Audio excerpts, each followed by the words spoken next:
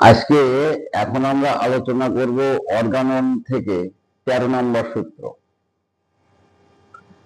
এই 13 নম্বর সূত্রে হ্যানিম্যান সাহেব যে বক্তব্যটা রেখেছেন সেই বক্তব্যটাকে বিশ্লেষণ করলে আমরা পাই অস্ত্র চিকিৎসাযোগ্য রোগ আর অস্ত্র চিকিৎসাযোগ্য রোগ নয়। তাহলে এখানে অস্ত্র চিকিৎসাযোগ্য রোগ কাকে বলা হয়? না, এখানে কোনো রোগের নাম করে অস্ত্র চিকিৎসাযোগ্য রোগ বা অস্ত্র চিকিৎসাযোগ্য রোগ নয় এ কথা বলা যায় না। আমরা পরে ডিজিজ ক্লাসিফিকেশনে দেখাবো যে একটা অ্যাক্সিডেন্টাল কেসে অস্ত্র চিকিৎসাযোগ্য, আর একটা দেখাবো রোগে ভুগতে অর্গানিক চেঞ্জ হতে হতে হতে হতে যখন শরীর আভ্যন্তরের অর্গানগুলি স্থায়ীভাবে পরিবর্তন হয়ে যায় তখন সেই সমস্ত জায়গায় অপারেশন করার প্রয়োজন হয়। যদিও এই অপারেশন করে রোগীকে বাঁচিয়ে রাখা যায় বা খানিকটা উপশম দেওয়া যায়, স্থায়ীভাবে রোগ আরোগ্য কখনোই সম্ভব হয় না। যাই হোক, তাহলে অস্ত্র চিকিৎসাযোগ্য রোগ নয় যেগুলি, সেগুলি কি? আমাদের প্রাণ শক্তি যখন রোগ শক্তি দ্বারা আক্রান্ত হয়ে যায় তখন আমাদের এই শরীরাভ্যন্তরের প্রাণ শক্তি রোগ শক্তির অধীনে কার্য করতে থাকে এবং এই বিকৃত জীবনী শক্তি অর্থাৎ রোগ শক্তি দ্বারা আক্রান্ত জীবনী শক্তি তখন দেহযন্ত্রের উপরে যে তার ক্রিয়া প্রকাশ করতে থাকে, সেই ক্রিয়াগুলি অসুস্থ ক্রিয়া প্রকাশ করতে থাকে। অর্থাৎ আমাদের অর্গানগুলি তখন নন ফাংশন করতে থাকে এবং রোগী তখন অস্বাভাবিক, অদ্ভুত, বিরল লক্ষণ, কষ্টকর লক্ষণ সকল উদ্ভব করে। এখানে এই যে রোগ শক্তি আমাদের হয়ে যাইতে কিন্তু বারবার করে আমাদের বলতে হচ্ছে যে রোগ শক্তি, ডিজিজ পাওয়ার,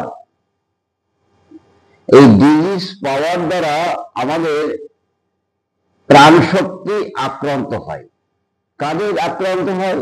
না, যাদের প্রাণ শক্তি খুব দুর্বল তাদের প্রাণ শক্তি রোগ শক্তি দ্বারা আক্রান্ত হয়। আর রোগ শক্তি দ্বারা যখনই আক্রান্ত হয় তখনই আমাদের হিউম্যান বডির মধ্যে যে সিস্টেম ফাংশনগুলি আছে, যার পরিচালন ক্ষমতা সেই প্রাণ শক্তির, তার দুষ্ট প্রাণ শক্তি যদি হয় অর্থাৎ আক্রান্ত প্রাণ শক্তি যদি হয়, তাহলে সেই রোগ শক্তি দ্বারা আক্রান্ত অবস্থায় সে বিকৃত ভাবে অর্গানগুলিকে বা সিস্টেমগুলিকে পরিচালনা করবে, অর্থাৎ রোগ লক্ষণ প্রকাশ করবে। ঠিক বলতে গেলে, সহজ কথায় বলতে গেলে, রাজার দোষে রাজ্য নষ্ট, প্রজা কষ্ট পায়। তা এখানে আমাদের মানব দেহের রাজা হচ্ছে প্রাণ শক্তি। গীতায় একটা কথা বলা আছে যে স্থূল দেহ থেকে ইন্দ্রিয়গান শ্রেষ্ঠ, ইন্দ্রিয়গান থেকে মন শ্রেষ্ঠ, মন থেকে বুদ্ধি শ্রেষ্ঠ, বুদ্ধি থেকে যে শ্রেষ্ঠ আত্মা। আমাদের 9 নম্বর সূত্রে কি বলা আছে? যে আত্মস্বরূপ জীবনী শক্তি, অর্থাৎ এখানে আমি আত্মাকে ধরছি না, আত্মার মতোই আর একটা জীবাত্মা আছে যাকে আমরা ভাইটাল ফোর্স বলি। সেই ভাইটাল ফোর্স যখন রোগ শক্তি দ্বারা আক্রান্ত হয় তখনই আমাদের দেহযন্ত্রের সিস্টেম ফাংশন এবং মনের লক্ষণ সমূহ আমাদের পরিবর্তন হয়। যে কারণে আমরা অস্ত্র চিকিৎসাযোগ্য নয় এমন রোগগুলিকে শরীরাভ্যন্তরে অন্য কিছু লুকিয়ে থেকে রোগ সৃষ্টি করছে, এই ধারণা কিন্তু আমাদের মনের মধ্যে নেই। আমি পূর্ব আলোচনায় কয়েকটা সূত্রের মধ্যে আলোচনা করে দেখিয়েছি আমাদের সমাজে অন্যান্য আমাদের বিপরীত প্যাথিগুলিরা বা আমাদের মধ্যে অনেক ডাক্তাররা আছেন, তারা বলেন যে আপনার লিভার বড় হয়ে গেছে তাই আপনার এত অসুস্থ। না, লিভার বড় হয়ে গেছে এটা কিন্তু রোগ ফল। আমার লিভার বহু দিন ধরে কাজ করেনি, অর্থাৎ আমার জীবনী শক্তি বহু বছর ধরে রোগ শক্তির অধীনে কাজ করেছে, যার ফলে আমার লিভার সঠিক কাজ করেনি। আর লিভার সঠিক কাজ না করতে করতে না করতে করতে না করতে করতে যন্ত্রটা আস্তে আস্তে পরিবর্তন হয়ে গেছে। তাহলে এখানে রোগ শক্তি আলাদা কোনো স্থূল বস্তু কিন্তু আমাদের শরীর অভ্যন্তরে লুকিয়ে থেকে রোগ উৎপন্ন করছে, এই ধারণা কিন্তু আমাদের সম্পূর্ণই ভুল। হ্যানিমানীয় দৃষ্টিভঙ্গিতে বা হোমিওপ্যাথি দৃষ্টিভঙ্গিতে বা অর্গানন অর্থাৎ হোমিওপ্যাথি বিজ্ঞান বলছে রোগ শক্তি দ্বারা জীবনী শক্তি আক্রান্ত হয়, আর জীবনী শক্তি যখন রোগ শক্তি দ্বারা আক্রান্ত হয় তখন সেই জীবনী শক্তি, বিকৃত জীবনী শক্তি, তার প্রতিফলিত অ্যাকশনগুলি আমাদের দেহ অভ্যন্তর অর্গানের উপরে বা সিস্টেমের উপরে বিক্ষিপ্ত হয়, এবং যার কারণে অস্বাভাবিক অদ্ভুত লক্ষণ সকল, কষ্টকর লক্ষণ সকল, দৈহিক এবং মানসিক লক্ষণ সকল প্রকাশ করে। তাহলে এখানে একটা কথা থেকেই গেল যে অস্ত্র চিকিৎসার যোগ্য, এই অস্ত্র চিকিৎসার যোগ্য আমরা পরবর্তীতে পাবো কিউরেবল ডিজিজ এবং আনকিউরেবল ডিজিজ, এবং রোগের নামকরণের উপরে কিউরেবল ডিজিজ বা আনকিউরেবল ডিজিজ, বা দেখা গেল হয়তো অস্ত্র চিকিৎসার যোগ্য, অস্ত্র চিকিৎসার যোগ্য নয়, কোন রোগের নামকরণের উপরে নির্ভর করে না। আমরা দেখেছি গলার মধ্যে টনসিলটা মুরগির ডিমের মতন বড় হয়ে গেছে, তাকে ওষুধ দিলে সে কিন্তু আস্তে আস্তে আস্তে আস্তে আস্তে আস্তে জায়গায় চলে আসে।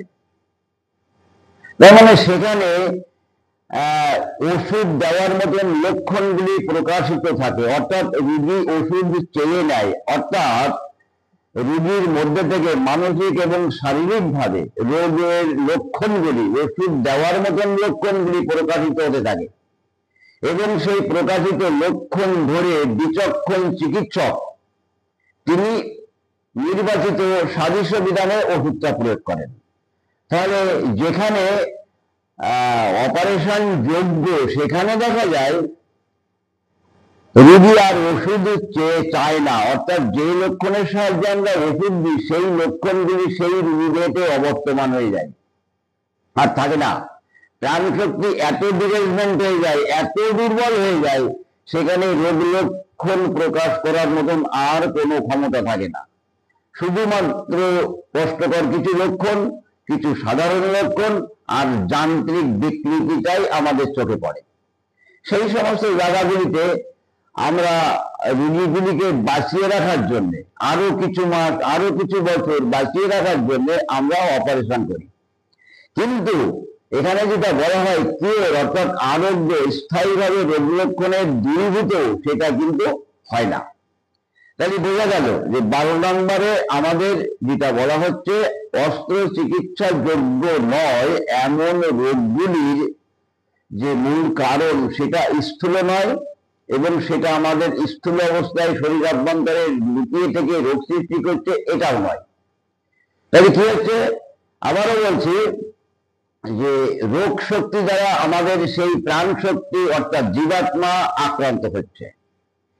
এবার সেই জীবাত্মা যখন দুষ্ট শক্তি দ্বারা আক্রান্ত হচ্ছে, তখন দুষ্ট শক্তির ক্রিয়াটাই জীবনী শক্তি প্রতিফলিত করছে আমাদের অর্গান আর সিস্টেমের উপরে, তখন আমাদের রোগ লক্ষণ প্রকাশ পাচ্ছে। আলাদা কোনো স্থূল বস্তু লুকিয়ে আছে এই ধারণা আমাদের সম্পূর্ণ ভুল ধারণা। আর হ্যানিম্যান সাহেব বলছেন এই ধারণার বশবর্তী হয়ে আমাদের বিপরীতধর্মী চিকিৎসকগণ ক্রমান্বয়ে রোগীর মধ্যে রোগীদেরকে একটা খারাপ অবস্থায় নিয়ে যায়। যাই হোক, তাদের এই মেডিকেল লাইনে চিকিৎসা বিজ্ঞানে যথেষ্ট আলো দেখাতে তারা পারেনি, শুধু উপশম ছাড়া আরোগ্য তাদের দ্বারা সম্ভব হয় না। যাক, আমি আজকে এই পর্যন্ত বললাম, পরের দিন আবার আরেকটা বলবো।